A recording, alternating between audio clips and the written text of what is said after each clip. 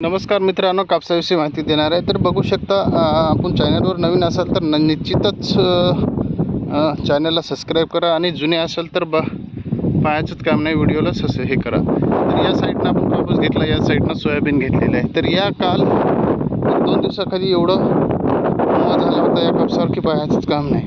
आणि त्यानंतर आपण उलाला आणि साई क्रॉपचं सुपरस्टार नावाचं एक टॉनिक मारलेलं आहे. तर बघू शकता आता या प्रकारे असं कापसाची स्थिती झालेली आहे.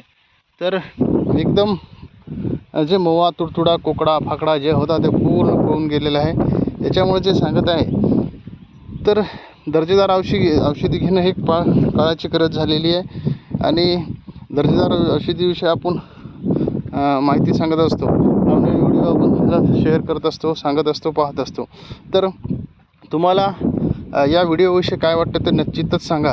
आणि कापसाची परिस्थिती सध्या काय आहे, तर आमच्या मराठवाडा भागामध्ये, त्यातल्या त्यात आमच्या परिसरामध्ये आणि त्यातल्या त्यात आमच्या गावामध्ये तर एकदम फारच 10% कापूस आलेला आहे. जसं की 50% असते, पण यावेळेस आपल्याला 10% कापूस पाहायला मिळत आहे. तर तुमच्या परिसरामध्ये कापसाची स्थिती काय आहे ते निश्चितच सांगा.